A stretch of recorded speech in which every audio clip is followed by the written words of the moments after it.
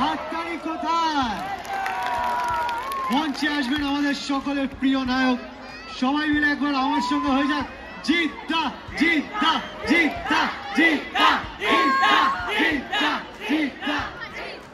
Hello everybody, অমিতের ব্লগসে তোমাদের সবাইকে স্বাগত। নিয়ে এলাম ছোট্ট একটি ব্লগ, আর এই ব্লগটা সম্পূর্ণ জিদ্দাকে নিয়ে। জিদ্দা, আই লাভ ইউ, তোমায় আমি অনেক ভালোবাসি। তো ফাইনালি গাইস আমাদের সামনে করে জিদ্দা চলে এসেছিলো, তো সেটা কেন্দ্র করেই আমি এই ব্লগটা বানিয়েছি। তো প্লিজ তোমরা কিন্তু শেষ অবধি দেখো, আর প্লিজ স্কিপ করো না। গাইস রিসেন্টলি আমার এখন একটা হবি মানে মনে মনে জেগেছে, সেটা হচ্ছে গার্ডেনিংয়ের হবি। তো আমি যেহেতু এবার অনেকগুলো গাছ কিনে নিয়ে এসেছিলাম, আর সেটাকেই পটিং করব বলে আমি মাটি তৈরির জন্য আরও এক্সট্রা কিছু টাকা খরচা করে আমি অনেক জৈব সার কিনে আনি।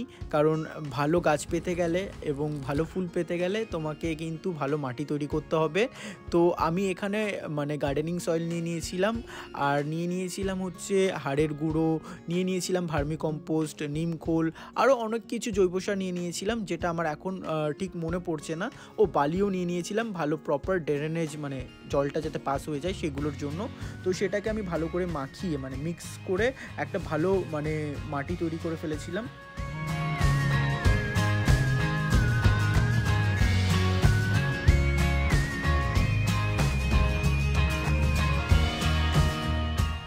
চলো গাছ রোপণ করার তোমাদেরকে পদ্ধতি শিখিয়ে দিই। প্রথমে এই একটা টব নেবে, আর এই হোলটাকে আটকানোর জন্য একটা ইটের টুকরো নেবে। তারপরে তোমার এই মিক্সার করা গার্ডেন সয়েলগুলো যেটা আমি বানিয়েছিলাম সেটা দিয়ে দেবে। তারপরে শুকনো কিছু পাতা দিয়ে দেবে। এটা নিজে নিজেই একটা কম্পোস্ট তৈরি করে নেবে। তারপরে আলতো করে গাছটাকে রেখে তারপরে মাটি দিয়ে রোপণ করে নেবে। আমি যেহেতু অনেকগুলো টব, অনেকগুলো গাছ কিনে নিয়ে এসেছিলাম, তো সেই জন্য আমি একের পর এক গাছ আমি এই সেম পদ্ধতিতে সব ফিল আপ করে ফেলি। এতে কি হবে বলো তো, তোমার 1-2 বছর তোমার কোনো মাটিই লাগবে না। এখানে যা নিউট্রিশনস রয়েছে, এই নিউট্রিশন থেকেই গাছগুলো অনেক বৃদ্ধি পাবে।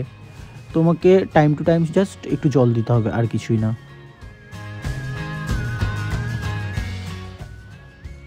আমি যেহেতু ঠিক এই প্রসেসে মাটি তৈরি করেছিলাম, এই জন্য আমার মানি প্ল্যান্টে দেখো কত হেলদি রয়েছে।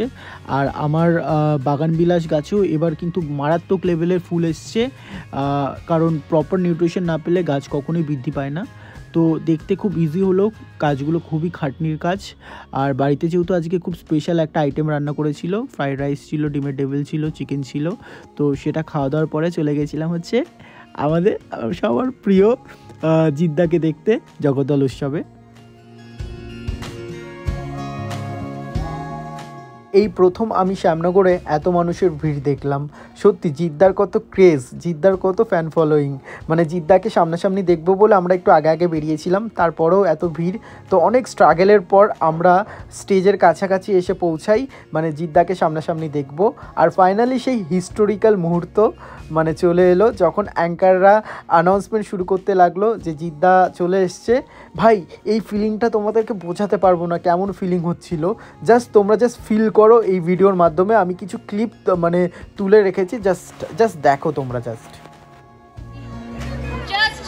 কিছুক্ষণের মধ্যেই আমরা আমাদের মাঝখানে পাচ্ছি জিদ্দাকে, যার জন্য আমরা সকলে মিলে ওয়েট করে আছি। একটা জোরে চিৎকার শুনবো, জিদ্দা জিদ্দা জিদ্দা জিদ্দা জিদ্দা। হাততালি বাজছে না কেন? একবার জোরে হাততালি। টলিউডের সুলতান সুপারস্টার জিৎ, একবার জোরে হাততালি হোক জগদ্দল।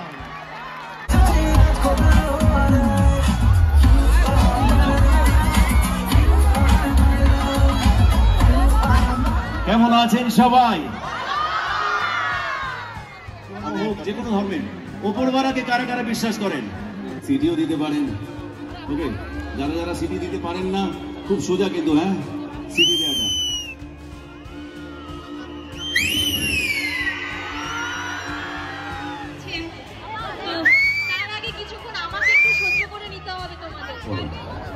এটা তো জানো, এটা তো সবাই জানে, তাই না?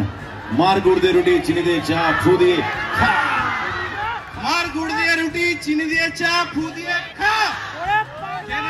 পাগলা খাবে যাবি কি ঝাঁঝেই মরে যাবি, জলের দরে ফলের রস না খেলে তোর লস। এই ডায়লগটা সবাই প্রায় বলে দেয়, কিন্তু প্রায়ই বলে মানে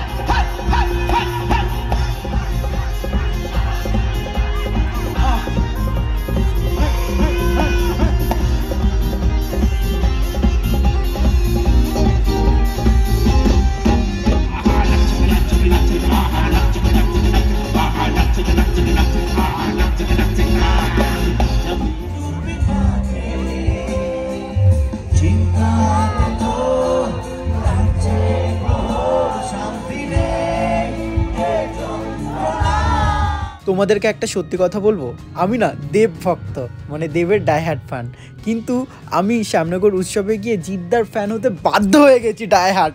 কারণ জিদ্দা এত ট্যালেন্টেড না, এত সুন্দর গান গায়, আর গান ঘর থেকে বড় কথা খুবই এন্টারটেনিং, মানে ফ্যানদের সাথে যেভাবে ইন্টারাক্ট করছিল, ফ্যানদেরকে যে জিদ্দা এত রেসপেক্ট করে, এত ভালোবাসে, মানে সেটা জিদ্দা যখন বলছিল, জিদ্দার কথার আওয়াজেই সেটা আমি ফিল করতে পারছিলাম। আর জিদ্দা এত ভালো গান গায়, মানে সবাইকে মাতিয়ে দিয়েছিল, মানে জিদ্দার গান শুনে আমিও মানে নিজের মন থেকে গান গাইতে লাগছিলাম।